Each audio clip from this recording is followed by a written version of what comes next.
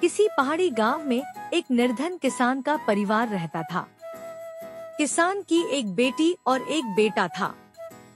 किसान की पत्नी की मृत्यु हो चुकी थी। अपने दोनों बच्चों का लालन पोषण वह स्वयं करता था। समय के साथ साथ बच्चे बड़े हो गए। बेटी बड़ी थी सो किसान को उसके विवाह की चिंता सताने लगी। उसने पाई पाई जोड़कर जैसे तैसे उसका विवाह कर दिया। 1-2 साल बाद किसान बीमार रहने लगा और एक दिन उसकी मृत्यु हो गई। अब उसका बेटा अनाथ हो गया। उसकी दीदी को अब भाई की चिंता सताने लगी। क्योंकि उसका ससुराल भी ज्यादा संपन्न नहीं था तो वह अपने सास ससुर व पति से इस बारे में बात करने में संकोच होने लगा। परंतु भाई की चिंता में उसने हिम्मत बांध के भाई को अपने ससुराल में ही रखने की बात ससुरालियों से की।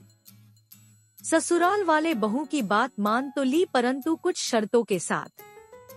ये शर्तें थी। 1.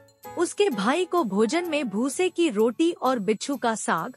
बिच्छू एक प्रकार की पहाड़ी घास होती है जो सब्जी बनाने के काम भी आती है। 2. उसे चक्की की ओट में सोना होगा। 3. मवेशियों को चराने की जिम्मेदारी उसकी होगी। बहन को ये बातें बिल्कुल भी उचित नहीं लगी परंतु भाई प्रेम और उसकी अकेले रहने की चिंता में उसने यह शर्तें मान ली। भाई ने भी परिस्थिति के अनुसार मन पसीज के यह शर्तें मान ली। अब भाई अपनी बहन के ससुराल में रहने लगा। धीरे धीरे भाई अब उस परिवेश में घुल मिल गया। वह दिन में मवेशियों को चराने जंगल जाता और रात को भोजन में मिली भूसे की रोटी और बिच्छू की सब्जी खाकर वहीं चक्की की ओट पर टाट बोरी बिछा के सो जाता।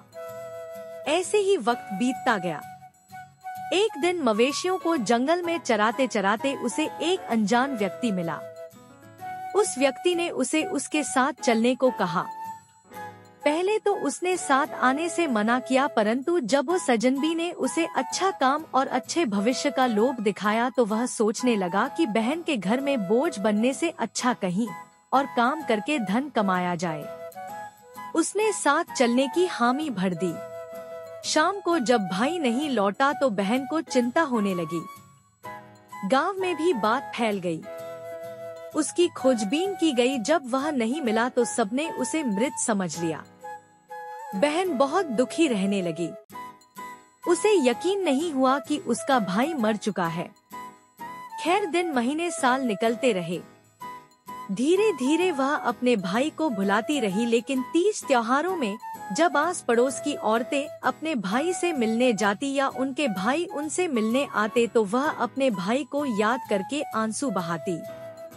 ऐसी समय निकलता रहा और एक दिन उसे उसके भाई का संदेश मिला।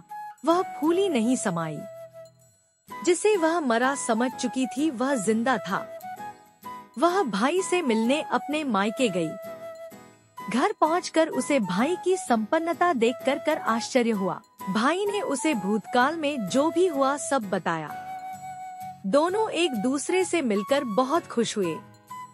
भाई ने उपहार स्वरूप बहन को बहुत धन दिया लेकिन उसकी बहन ने यह कहकर मना कर दिया कि उसे उसका भाई मिल गया, उसे अब कुछ नहीं चाहिए। जब उसने धन लेने से मना किया तो भाई ने उसे 2 गायें और 1 भैंस देनी चाहिए। तो बहन ने वह रख ली। भाई खुश हुआ कि बहन ने उसकी एक उपहार स्वीकार कर लिया।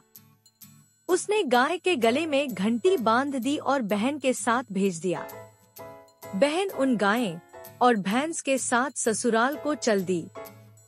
सुनसान रास्ते में गाय के गले में बंधी घंटी का स्वर बहन को अच्छा लग रहा था। उसे लगा जैसे घंटी से आवाज आ रही हो। भूसे की रोटी, सिंसूड़ की साग खाएगा, हाँ दीदी। चक्की की ओट में सोएगा, हाँ दीदी। झाड़ू की मार सहेगा, हाँ दीदी हाँ। घंटी मानो यही बातें बोल रही हो। यह सोचकर वह जोर जोर से हंस पड़ी।